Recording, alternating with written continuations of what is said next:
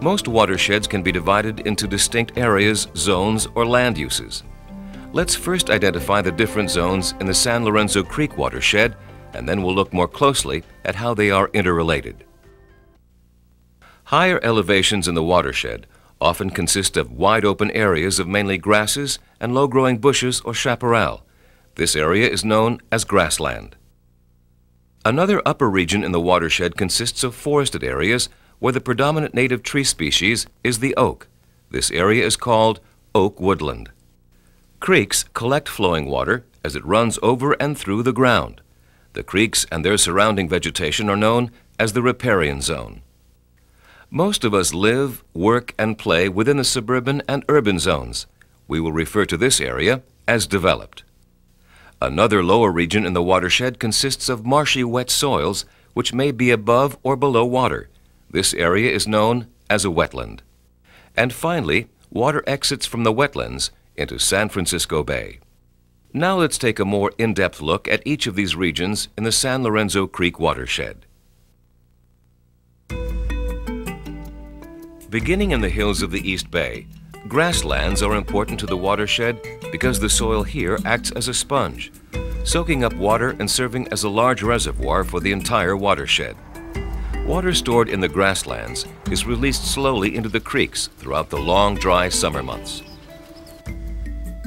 Like the grasslands, soil of the oak woodlands also serve as an important water reservoir.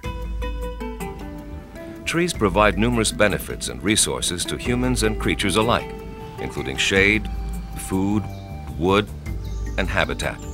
Trees also help to filter pollutants from the soil and from the air. Water flowing over the ground and through the soils of the grasslands and woodlands of the watershed eventually makes its way to a creek. The creek and its surrounding riparian vegetation is the most fragile and the most biologically diverse environment in our watershed. Once water enters a creek, this natural diversity can be harmed by pollutants and soil erosion more quickly than the creek can be naturally purified. Some people depend on clean water from our local creeks for drinking water. Therefore, it is extremely important that water entering the creeks be clean. Creekside vegetation serves as excellent habitat for birds and other animals. Trees and bushes provide shade and therefore keep water temperature down for cold water fish like trout and steelhead. And the natural beauty of creekside vegetation is something we all enjoy.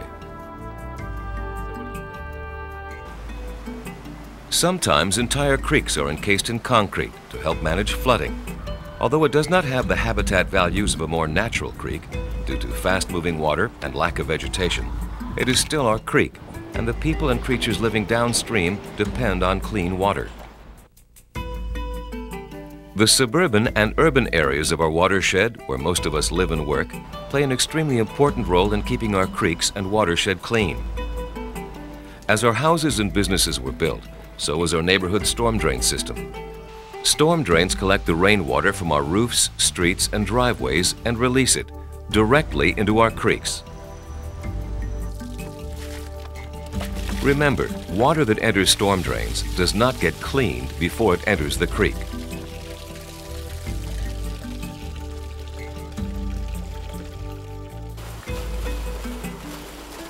Whether you live right next to a creek or miles from one, water from rainfall, sprinklers, and garden hoses washes materials such as motor oil, paint products, trash, pet waste, and pesticides off yards, parking lots, and streets into the storm drain.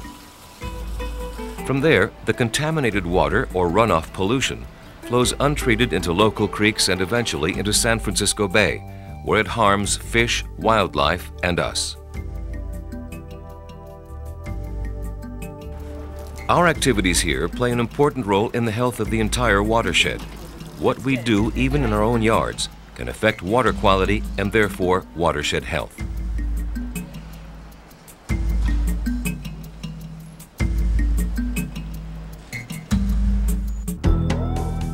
Fresh water from San Lorenzo Creek enters a saltwater environment at the wet and marshy soils of the wetlands.